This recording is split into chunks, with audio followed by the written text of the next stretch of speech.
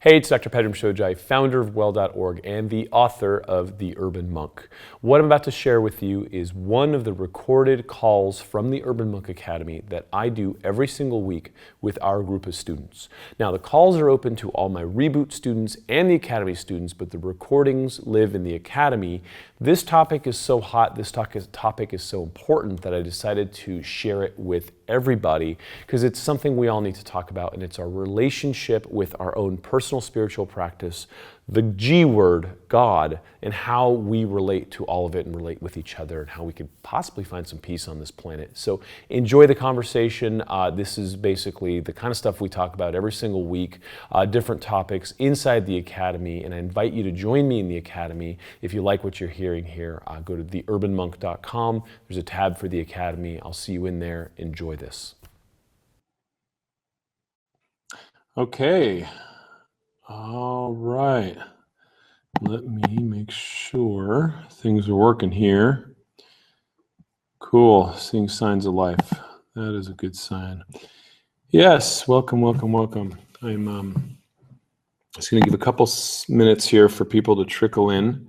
I know there's a little bit of confusion. I had a call earlier today with, not too long ago, with Mark and Emily, the psychology of eating, talking about the psychology of eating. But some people mixed up that they didn't realize that there are two separate calls. So I did a little post about it, but I just want to make sure we don't have too much confusion there. Hi, Charlene. Hi, Holly. Hi, Faith. Hi, Angelina from Australia. Maureen and Ken. Hello and welcome. Today is going to be a charged topic. As you all know, this is something that keeps coming up. We all grew up with different history around religion, faith, spirituality, and all that. And today I want to kind of talk to that because, you know, we're not about, oh, it's not on my shirt, it's on my screen. We're not about pulling anyone away from their faith, and we're not about creating a different kind of faith. We're about, you know, kind of breaking down those walls and figuring out how to be better human beings and better neighbors and better parents and better everything. So welcome. Okay. Margaret, heavy thunderstorms coming in Dallas, right on. I can't keep up with the hellos. I want to say hello to everybody. Melanie, Brad, Amanda, Savannah. Hi. All right, let me just check on the roster. Okay, we got about 20% of the registered on right now. So because you're all on time, we're going to start, and we're going to go from there. I think the way I'd like to start this is by prefacing how I ended up here, right? Because it's an important element to this entire equation, because I was at the University Research Library in UCLA. I was already convinced that I didn't want to go down the road of kind of medicine proper. Wasn't happy with how my my internship and some of the programs that I was part of were going there. And I was getting confused. And I was kind of naturally starting to kind of spin into this place of like, you know, what am I going to do? What am I going to do? I was going to be this thing my whole life, and now I'm not. And I found all this other stuff, but everyone's telling me I'm crazy. So I asked the most natural entity I could for an answer. And that was God, right? I said, you know, hey, God, if you're out there, let me know what I should be doing here. I need some direction. Help, help, help, right? And so some of you already know the story and others don't, so just embellish me for a second. Is as I'm kind of wandering around, kind of having this conversation with God in my meanderings down this, university research library, a book falls out of a shelf several feet in front of me, and I kind of go, oh, what the hell is that? Walk up, it has fallen open to a story about a Taoist master leading his disciples across a raging river by connecting their energy centers and all sorts of stuff. And I was like, whoa, I'm in. Checked it out, read it, found a Taoist master. Here I am, right? And started studying with, everyone I could at that point. Now, Did that make me a person who kind of left religion for Eastern spirituality? Is that a person that had me walk away from God because I found something other? Of course not. And so this is what I really want to speak to today, in that the mentality that a lot of us have been kind of talked into, the mentality that a lot of people have kind of adopted from, whether it's parents, whether it's church, whether it's, a priest here or there, is a lot of this either or. You're with us or you're against us. If you're a Seventh-day Adventist, then you're obviously not a Catholic. If you're a Catholic, you're obviously not a Jew. And if you're a Jew, you're obviously not a Muslim. And if you're a Buddhist, we don't know what the hell you are, right? And so this is a very toxic meme that I think has penetrated our culture in a way that has created separation. I sat with a dear friend of mine who has a very colored history in that he was a 17th generation rabbi. So generation 15, his grandfather was like the head rabbi in Los Angeles under, all the big high mucka, whatever rabbis, orders are. But he was like the head dude. And his dad went against that and became an atheist, because he said, look, if there's a God, then how did he allow for the Holocaust? So therefore I'm out, right? And so my friend, who's probably like, I don't know, 70 years old or something, grew up in a house where he had an atheist dad poo-pooing all things God, and he had, Papa Smurf, Rabbi, as his, kind of spiritual counsel. And so he effectively had a choice to make. Am I going to go to yeshiva rabbinical school and take this path towards being a rabbi, or am I going to, go to public school and not do that, right? If anyone's having trouble with video sound, just log out, log back in. I don't know what the problem is. It's a Google thing. So, and I can't fix it once we're flying. So I apologize. So I'll just write it right here. I've heard it a few times now. So he decides to go the temporal route. He ended up, being in high school in LA, right around the same time as Frank Zappa and Jim Morrison. And next thing you know, the guy's partying like a rock star. And he is, doing drugs and ends up overdosing at a party, ends up having a near-death experience. His now dead grandpa meets him on the other side, sends him back on, after negotiating terms of saying you're going to be a healer and you're going to go find your way. And so then my friend came back from this abyss, startled the doctors because they'd already pronounced him dead, and pursued a life of mystical journeys across the world. And a lot of his mystical journeys were in the Middle East, at different Christian and Jewish monasteries throughout the Holy Land. And he showed me this parchment that he had brought back when he had met, and he knew that I'd studied the Chinese stuff, and it was this ancient parchment that had come from who knows where, but the monks in this monastery had been practicing this form of healing for at least 1,500 years, and it was a bunch of acupressure, acupuncture points on the back that they would burn herbs on, what we call moxibustion. And they talked about the vital ethers and how in their language, it was about opening up the centers to allow for the presence of God, right? And this is the point I want to play on today.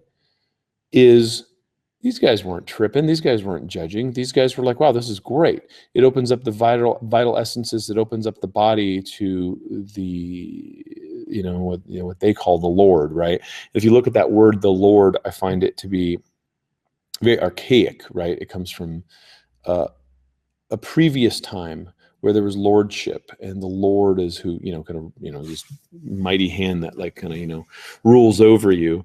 And so our relationship with that word, the G word, has become very polarized. It's become very politicized, obviously, and it's become very confusing because several hundred years later, several thousand, a thousand and change years later from like this monastery, all the kind of like leaders of, Christianity at the time have this council at Nicaea, and they start to codify, what stories are going to make it, how to tell certain stories, what stories are definitely not going to make it, and, what becomes kind of like the contemporary narrative that becomes, say, Christianity down the line.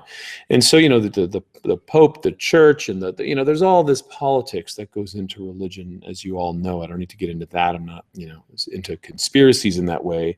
But the reason why Gutenberg's printing press was so powerful is because it allowed people to read and become educated outside of the sphere or the influence of the church.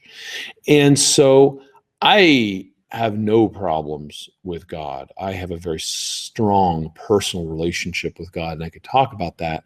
But I do take issue with a lot of the institutions that have used and abused the word, the name, and the kind of influence of the G word for their own political gain and for their own kind of ambitions, right? And so I want to distinguish the line that I'm drawing here and say, look, I like religion. I think religion's helped a lot of people. I just draw a line around people who do things with religion that don't necessarily come from the essence of what that religion stands for. So, I don't have beef with God. I have beef with the people that abuse his name type of thing, right?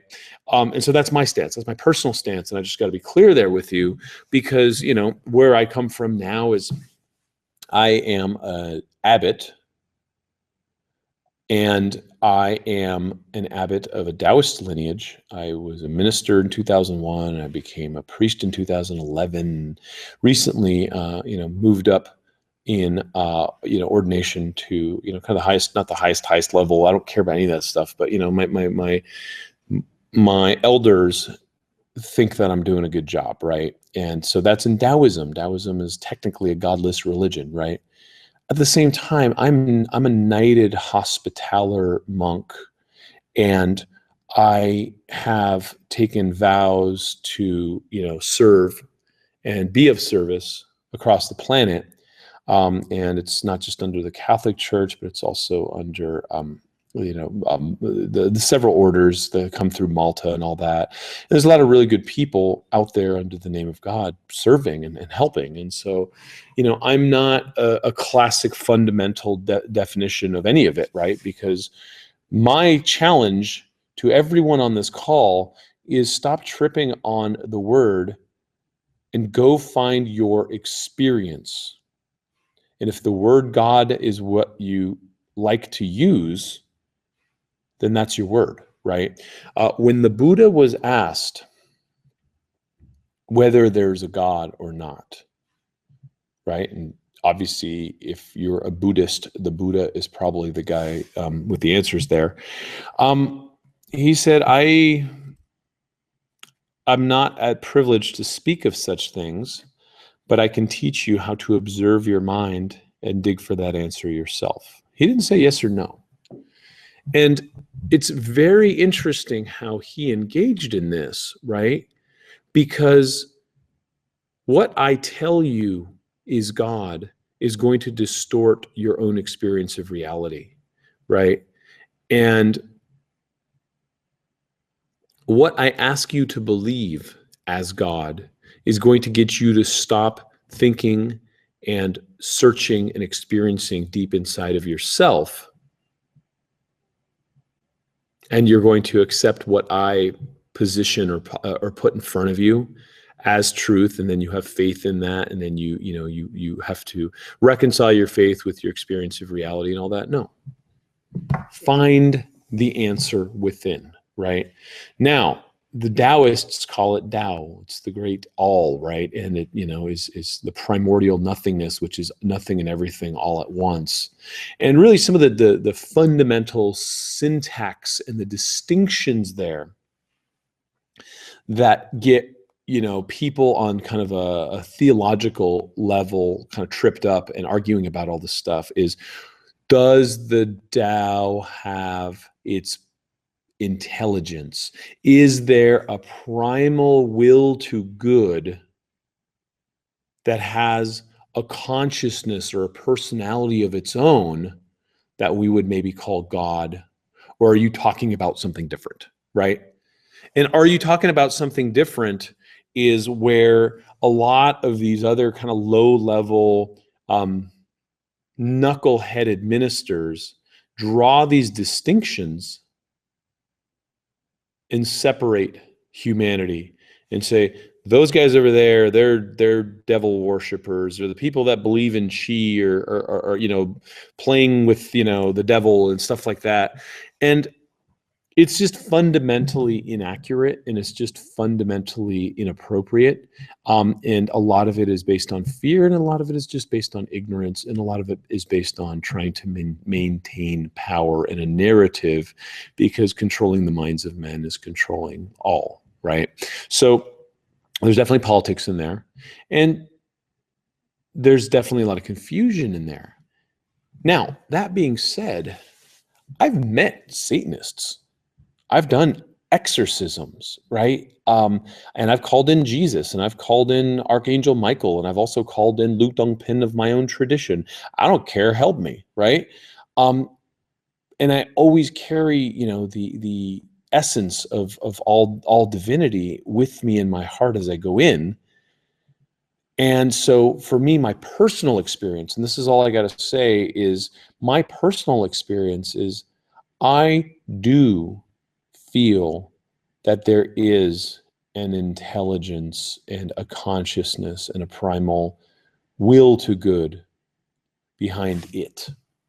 And I've experienced it through me, and I've communicated with it, right? And these words are just so puny compared to what it is, right? So forgive the syntax, because it could never hold it, right?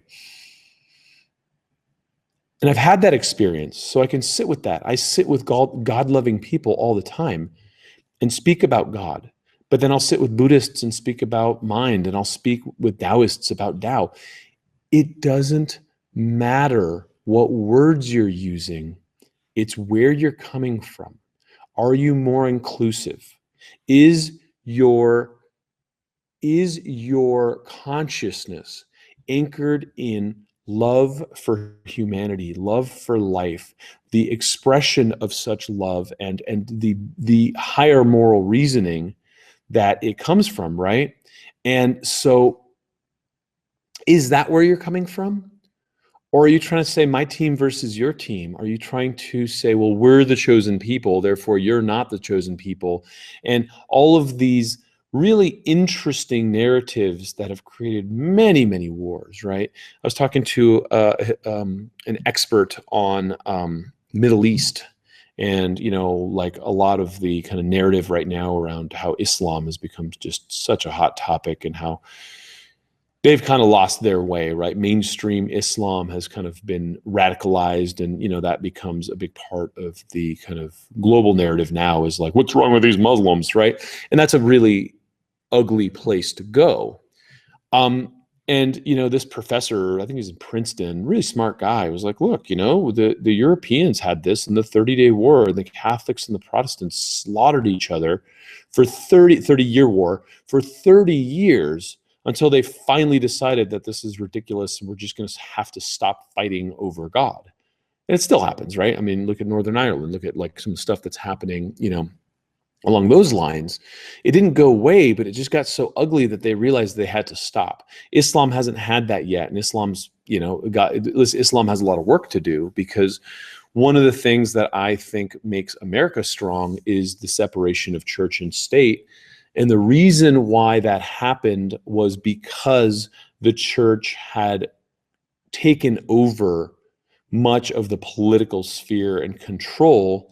And so it was an attempt to break free of not only the Church of England, but the Catholic Church, and all these kind of politicized entrees into politics and power and war, and all these places where religion probably isn't best, and it isn't at its highest expression.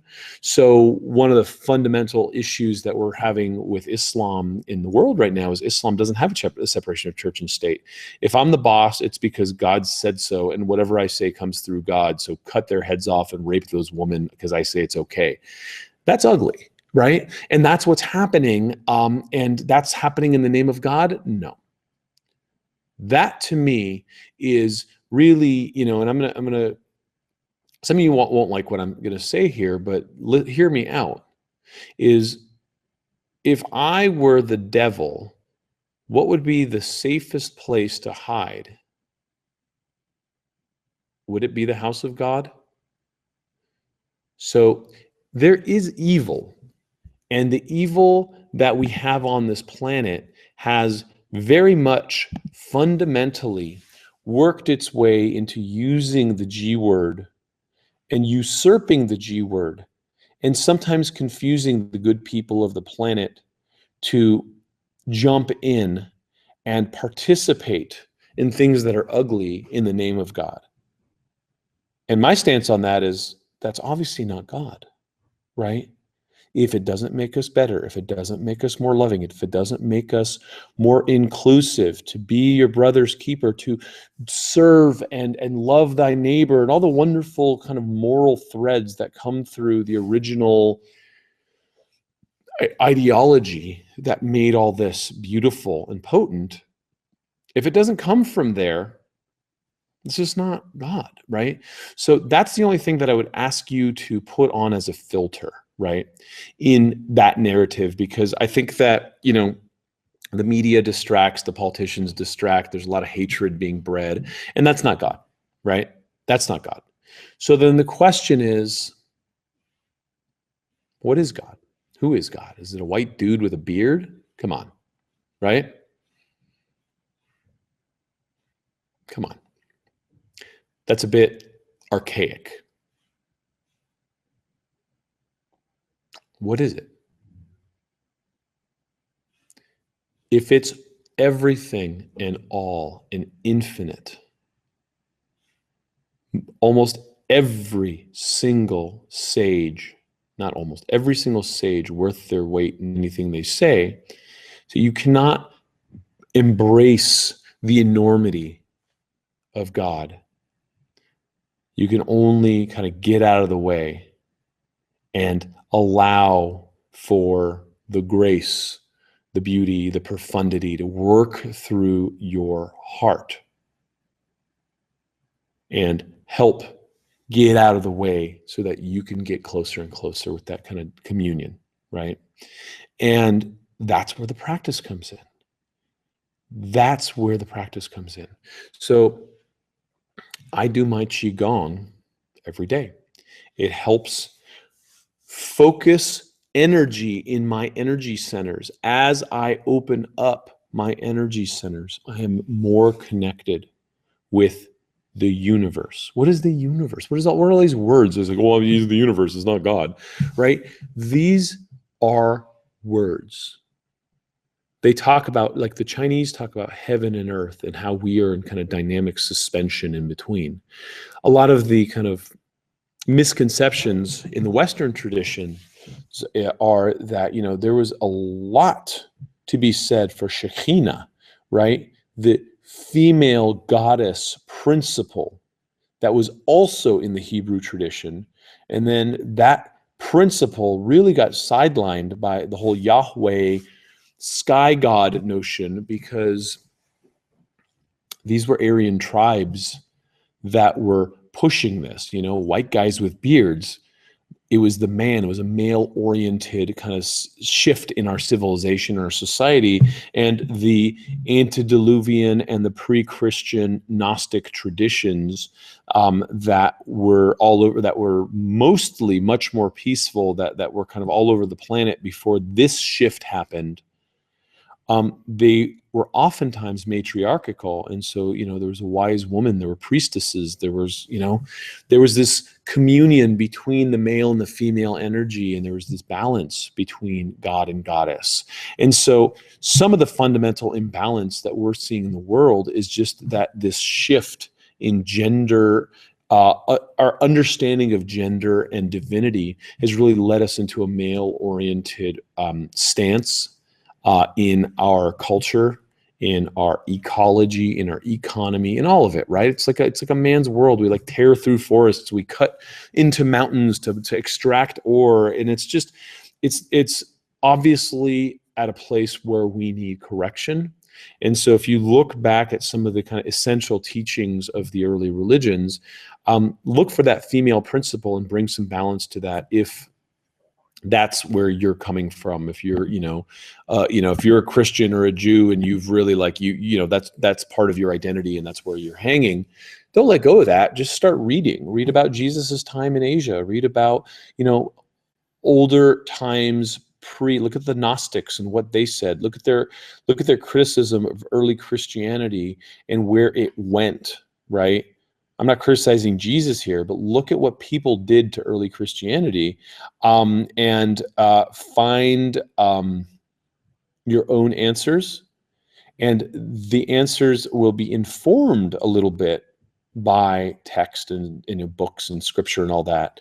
But the real answers, and this is my point to this, the real answer is here. The real answer is here. The real answer is here. It is in your vessel. You are the temple through which, if you look at the pattern of the trestle board for people who are in the Urban Monk Academy, the kingdom of spirit is embodied in my flesh. Where is God other than here and now? Where? There's nowhere else to be. There's nowhere else. There's no other time other than now and here. So God is here. God is here right now, right? How are you getting out of the way of all the nonsense, all the programming, all the Scooby-Doo, all the Cocoa Pebbles, and all the garbage that we've been inundated with, getting to the point where we're just standing here trying to find our way in this really confusing world? You work to get out of your own way. And these practices help with this. The Qigong helps you get clear and have the energy flow through. You want a relationship? If it's energy to you, great. Great.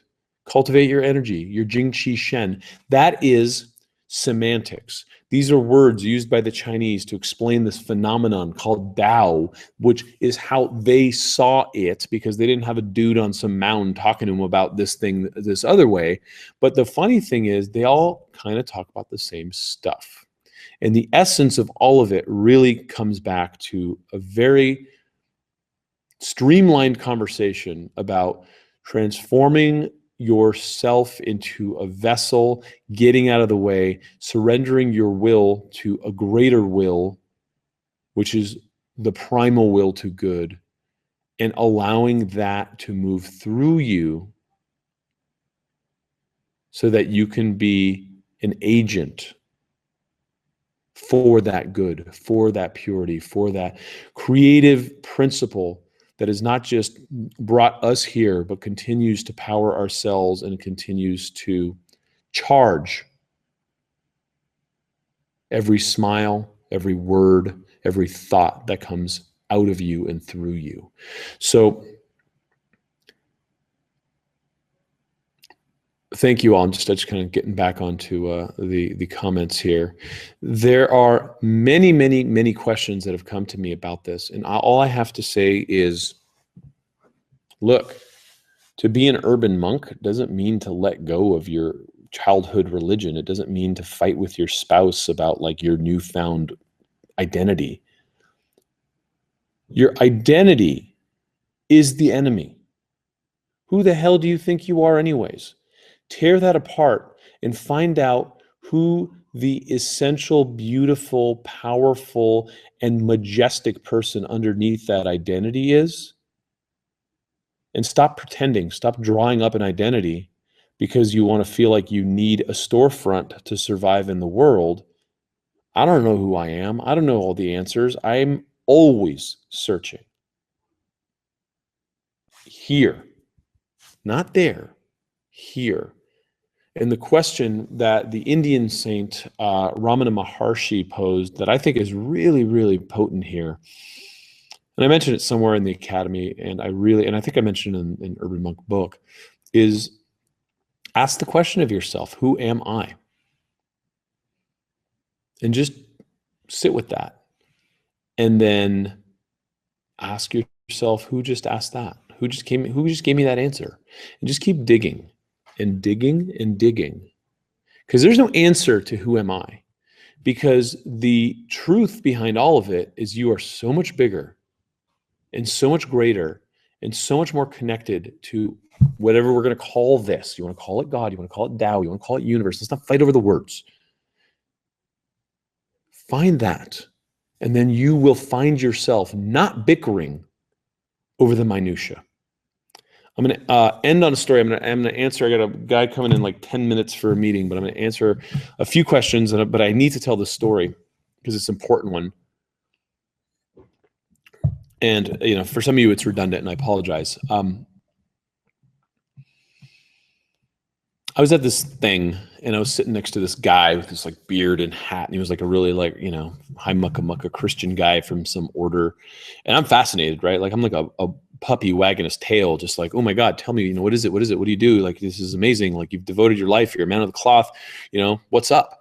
And then so we start talking, and he's like just this boring kind of dull affect guy, and I'm like trying to pull out the spark.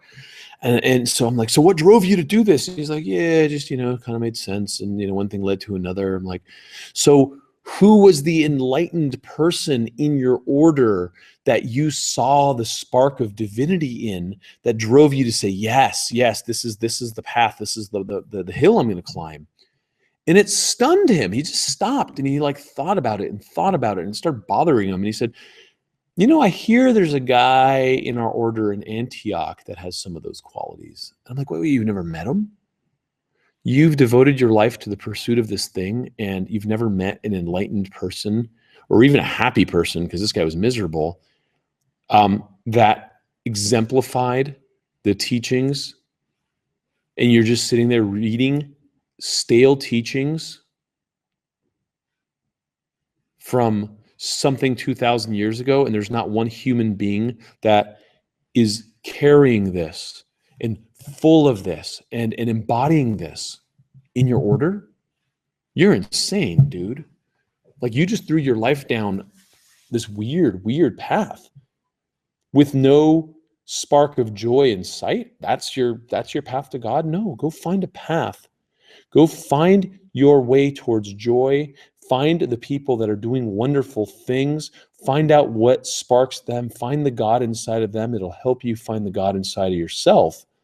But the moral of the story is, find the God inside of yourself. Because that's the only thing that matters. Because then you can relate with all other humans, all of their life, and you'll be connected with all life in a way that is fundamentally different than anything that comes out of your head and anything that comes out of some sort of like dialogue if you've never felt that presence. So use your practice to find the presence. That's your teacher. I'm not your teacher. I'm just a guy. The teacher's inside of you. I'm just showing you some exercises that helped me and people ahead of me get there. But if you don't do the exercises, this is all just talk. Do the practice. Sit on your cushion. If you want to pray, sit down and pray. But put the time in and you will get the results. Okay? But you have to find your personal relationship. Find that thread. Here, this is what I'm doing. Find that thread and realize that that divinity is inside of you. Okay, I'm going to take a couple of questions here.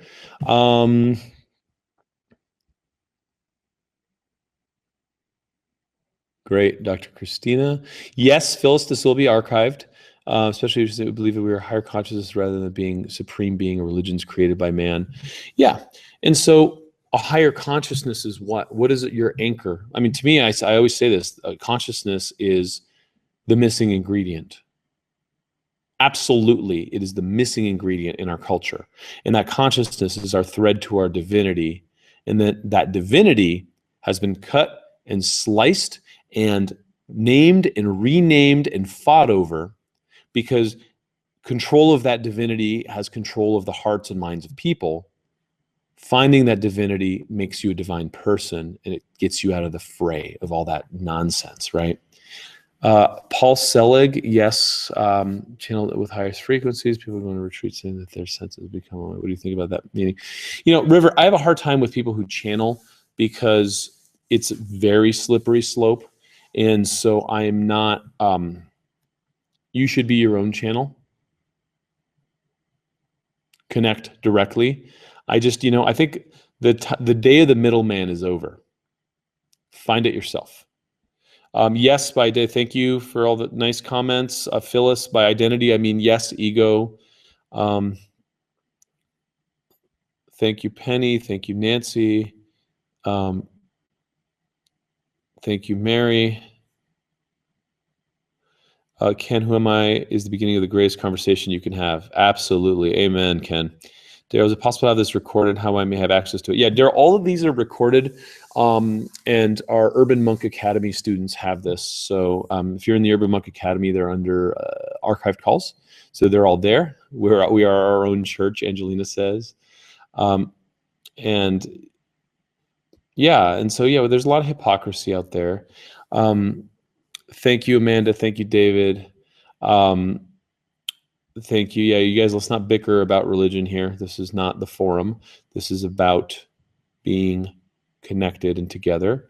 So Ken, my gong actually, I looked at it. It's April 5th is when it ends.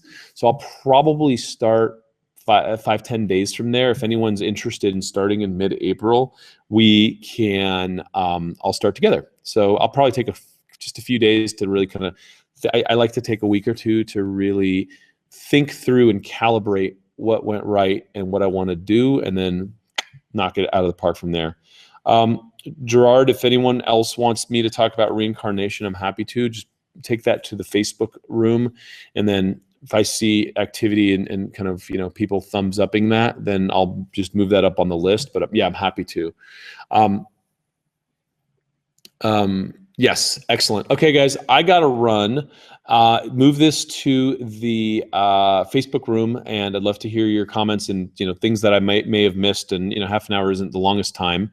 And a gong is what we do in the Urban Monk Academy. It's a 100-day practice to really set your life on track. Rose. Okay. Yep. All right. Love you guys. Thank you. Thanks for asking for this topic. It's an important one, and I appreciate you all being here. And then, yes, please move to the Facebook group, and then that way I know where the conversation went, and that's partially why I always say that, so that when I come check back in, I'll know what we are to talk about next week. Great. Thank you.